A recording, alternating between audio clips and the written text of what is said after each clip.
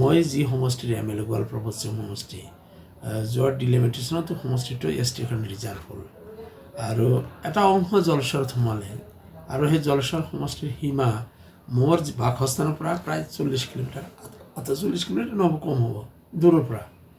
মোৰ বাসস্থানটো গোৱালপাৰা পূব সমষ্টিত।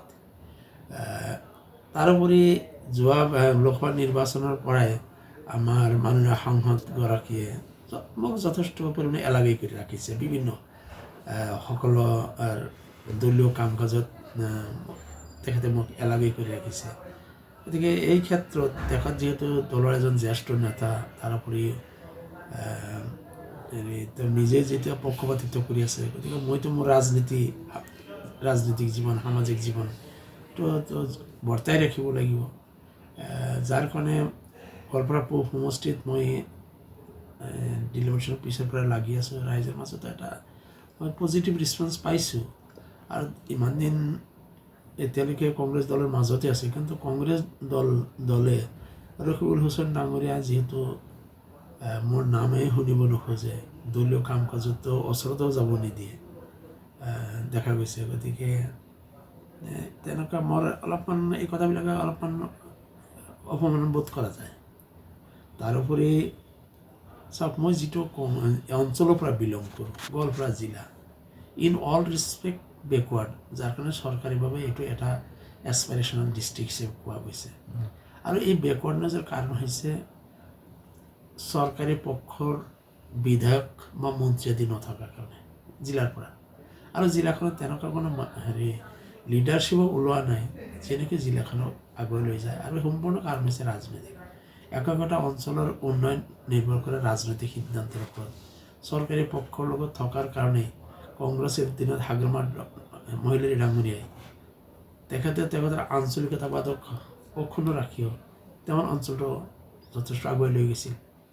এতিয়া প্ৰমোদ বড়ো ডাঙৰীয়াই চৰকাৰী পক্ষৰ লগত সহযোগ কৰি যথেষ্ট আগুৱাই গৈ আছে। আমাৰ গোৱালপাৰা জিলাতে যদি কোৱা যায়, টংকেশ্বৰ ৰাভা ডাঙৰীয়া চৰকাৰী পক্ষৰ লগত মিলি থকাৰ কাৰণে তেখেতেও যথেষ্ট কাম কৰাৰ সুযোগ পাইছে। অৰ্থাৎ দৰিদ্ৰ মানুহৰ কাৰণে, দুখীয়া অঞ্চলৰ কাৰণে চৰকাৰ এটা ডাঙৰ আহিলা কাম কৰি আছে। আজি হাগ্ৰমা মহিলাৰী ডাঙৰীয়াই তেখেতৰ জনগোষ্ঠীয় সত্তাটো মজুত ৰাখি চৰকাৰৰ লগত লগ লাগি পেলাই তেওঁলোকৰ অঞ্চলৰ উন্নতি কৰা নাই জানো? তেওঁৰ যিটো তেওঁলোকৰ নিজস্বতা জাতীয়তাবাদ। আজি যদি কোৱা যায় এই আমাৰ ৰণোজ পেগু ডাঙৰীয়া হৈছে তেখেতে বিজীৱ হৈ গৈছে, কিন্তু তেখেতৰ পৰিচয় কি? মিচিং যিটো জাতীয়তাবাদ, সেই মিচিং জাতীয়তাবাদ কৰি তেওঁ নিজক এনেভাৱে বনাই ল'লে যে বিজেপিয়ে তেওঁক লৈ ল'লে। তেনেকুৱা আছে যে কিছুমান জনগোষ্ঠীয় মানুহবিলাকে যেতিয়া জনগোষ্ঠীটোক ইউনাইটেড লৈ এটা পৰ্যায়লৈকে লৈ যায়, তেতিয়া ৰুলিং পাৰ্টিয়ে হয় লৈ যায়, নহ'লে ৰুলিং পাৰ্টিৰ লগত তেওঁলোকে বুজা পৰা কৰি তেওঁলোকৰ অঞ্চল বা তেওঁৰ জনগোষ্ঠীটোৰ উন্নতি কৰে। আপুনি এতিয়া ৰকিবুল হুছেইনৰ কাৰণে আপুনি কংগ্ৰেছত তাৰমানে হীনমন্যতাত ভুগিছে নেকি? হীনমন্যতাত ভোগা নাই। তেওঁ প্ৰত্যক্ষ তেওঁৰ নিৰ্দেশনাত গোৱালপাৰা জিলাত তেওঁৰ ৰকিবুল হুছেইন ডাঙৰীয়াৰ প্ৰত্যক্ষ নিৰ্দেশনাত মই ক'ম যে দলীয় কাৰ্যসূচীটো অৰ্থাৎ মই ভাগ লোৱাৰ সুযোগ পোৱা নাই। এইটো বিভিন্ন কৌশলত সৰু কথা। আপোনাৰ আত্মসন্মানত লাগিছে। দলত থাকে এলাগী আৰু দলত এলাগী নহয়, ৰকিবুল হুছেইন যিখিনি এৰিয়াত তেওঁ বিচৰণ কৰে সেইখিনি এৰিয়াত এলাগী।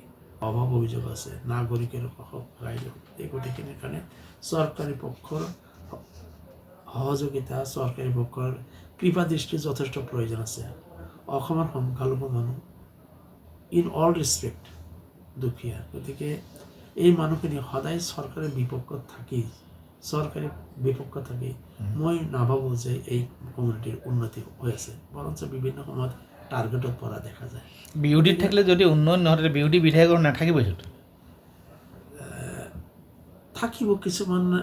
কিছুমান মানুহ বিৰোধীত থাকিলেও আজি আমাৰ দলৰ কিছুমান জ্যেষ্ঠ যিবিলাক আছে, যিবিলাকে হয়তো তেনেকুৱা প্ৰতিষ্ঠিত ঘৰৰ ৰাজনীতিক, যিসকলৰ হয়তো অৱদান বহুত অফিচাৰ বনোৱাত অৱদান আছে, কোনোবা অফিচাৰ কমিশ্যনাৰ হৈ আছে, কোনোবা অফিচাৰ ডাইৰেক্টৰ হৈ আছে, কোনোবা অফিচাৰ ছেক্ৰেটাৰী হৈছে। গতিকে তেনেকুৱা বিধায়কে বিৰোধীত থাকোঁ MLA নহ'লেও তেওঁলোকে ঘৰৰ পৰাও যদি তেনেকুৱা অফিচাৰক ফোন কৰে তেওঁলোকৰ কাম হয় বা তেওঁলোকৰ অঞ্চলৰ কাম হয়। কিন্তু কিছুমান মানুহ আছে যে তেওঁলোকে ঠিক তেনেকুৱা অফিচাৰৰ জন্ম দিব পৰা নাই বা তেনেকুৱা এটা অফিচাৰ গঢ়াত তেওঁলোকৰ কোনো অৱদানো নাই। গতিকে সেইজন মানুহৰ কাৰণে চৰকাৰৰ সমৰ্থন, চৰকাৰৰ আশীৰ্বাদ যথেষ্ট প্ৰয়োজন অহা নাই। মই ৰাজনীতিত যোগদান কৰাৰ আগতে আৰম্ভতে মই AGPৰ লগত আছিলোঁ, AGPৰ সক্ৰিয় কৰ্মীও আছিলোঁ। এইটো চবেই জানে, মই যেতিয়া চাকৰি কালতে AGPৰ লগতে আছিলোঁ। 2006 চনত বিধায়ক হ'লোঁ কংগ্ৰেছৰ পৰা। কিন্তু মোৰ যিটো আঞ্চলিকতাবাদী যিটো চিন্তাধাৰা সেইটো কিন্তু কেতিয়াও লোপ পাই যোৱা নাই। মোৰ আঞ্চলিকতাবাদী চিন্তাধাৰা এতিয়াও আছে, যাৰ কাৰণে মই প্ৰায় হাগ্ৰাম মহইলি ডাঙৰীয়াৰ কথা কওঁ, এতিয়া প্ৰমোদ বড়ো ডাঙৰীয়াৰ কথা কওঁ, সৰ্বভাৰতীয় স্তৰত যদি দেখা যায় এতিয়া চন্দ্ৰবাবু নাইডুৰ কথাই হওক বা নীতিশ কুমাৰৰ কথা হওক, তেওঁলোকে এনেকুৱা শক্তিত পৰিণত হৈছে যে ভাৰত চৰকাৰে তেওঁলোকৰ কথা মানিবলৈ বাধ্য। কংগ্ৰেছ মানে ৰকিবুল হুছেইন নহয়, কিন্তু অসমৰ যিকেইজন লিডাৰ আছে তেওঁই ছিনিয়ৰ মোষ্ট হিচাপে। গতিকে ছিনিয়ৰ মোষ্ট এজনৰ কথাটো দলে ইমান সহজে ওলাই কৰিব নোৱাৰে। ৰাজনীতি হওক যিমানেই যি নহওক কিয় জ্যেষ্ঠজনক মানি চলাটোতো এইটো আমাৰ এটা সংস্কৃতি। গতিকে জ্যেষ্ঠজনে তাতেও তেওঁ সাংসদ, যেতিয়া এটা বস্তু বুলি ক'ব তেতিয়া চবেই আৰু সেইটো বস্তু কেনেকৈ ইয়েছ কৰক। কংগ্ৰেছত যদি থাকে তেতিয়া 26ত আপুনি পূব গোৱালপাৰা খেলিবৰ সুবিধা নাপাব পাৰে। কংগ্ৰেছতো পূব গোৱালপাৰা বুলি নহয়, কংগ্ৰেছে এইটো মই ভৱিষ্যতবাণী কৰিব নোৱাৰোঁ। কিন্তু যিহেতু ইয়াতে ৰকিবুল হুছেইন ডাঙৰীয়াৰ তেখেতৰ যিখিনি দলক যেনেকৈ তেখেতে ব্যৱহাৰ কৰি আছে, সেই ক্ষেত্ৰত মই যথেষ্ট দুখ পাওঁ, সেইবিলাক বেয়া পাওঁ সেইবিলাক কথা। কাৰণ দলত গাৰ্জিয়ানটো নিৰপেক্ষ হ'ব লাগিব।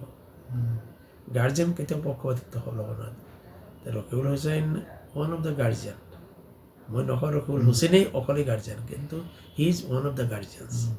গতিকে গাৰ্জিয়ান যেতিয়া পক্ষপাতিত্ব লয় আৰু পক্ষপাতিত্বৰ যেতিয়া বলি মই হ'ব লগা হয়, মইতো বলি নহওঁ। মই বিভিন্ন সময়ত তেখেতসকলৰ পৰা দিহা পৰামৰ্শ লৈ থাকোঁ। ব্যক্তিগত সম্পৰ্ক যথেষ্ট ভাল, ৰাজনৈতিক দিহা পৰামৰ্শ লওঁ, আলোচনাতো বহোঁ। এইটো লুকাবলগীয়া একো নাই, কথা যেতিয়া ওলায়। তাৰমানে কেশৱ মহন্ত আৰু অতুল বৰাৰ লগত এতিয়াও আপুনি কেশৱ মহন্তই হওক, অতুল বৰা ডাঙৰীয়াই হওক বা ৰমন কলিতা ডাঙৰীয়াই হওক, সাংসদ ফণীভূষণ চৌধুৰী ডাঙৰীয়াই হওক, প্ৰদীপ হাজৰিকাই হওক, আমাৰ জিলাত থকা AGP ডিষ্ট্ৰিক্ট জিলা সভাপতি এডভকেট জিতেন দাসেই হওক বা অন্যান্য যিসকল কৰ্মকৰ্তা আছে, চবৰ লগত ব্যক্তিগতভাৱে যথেষ্ট ভাল। জিলাখনত একমাত্ৰ ৰকিবুল হুছেইনৰ কিছুমান নিৰ্দিষ্ট অনুগামীৰ বাদে চবৰ লগতে ভাল। ৰকিবুল হুছেইন ডাঙৰীয়াৰ কিছু অনুগামী বাদে বাকী চবৰ লগতে ভাল। ভৱিষ্যতবাণী নকৰোঁ, কিন্তু ধৰক ৰাজনীতিত থাকিব বিচাৰোঁ, ৰাইজৰ সেৱা কৰিব বিচাৰোঁ। বিধায়ক হ'বই লাগে বুলি মই নাভাবোঁ, কিন্তু ৰাইজৰ হৈ কাম কৰাৰ কাৰণেতো প্লেটফৰ্ম লাগিব। যদি ইয়াতে ৰকিবুল হুছেইন ডাঙৰীয়াই যদি সেই প্লেটফৰ্ম কাঢ়ি লয়, যিটো প্লেটফৰ্মত ৰকিবুল হুছেইন আছে, মই তাতে আছোঁ, যদি তেখেত শক্তিশালী মানুহ, দুৰ্বল মানুহ হিচাপে যে মোক যদি গতিয়াই পেলাই দিয়ে, মই তাতে পৰি যাব নোখোজোঁ। পুনৰ আঞ্চলিকতা দৰকাৰ হ'লে প্লেটফৰ্ম বদলিব পাৰে, কিন্তু মই থিয় হৈ থাকিব বিচাৰোঁ। যিকোনো খবৰৰ বাবে যোগাযোগ কৰক 7099017330 লগতে 7099017110 নম্বৰত।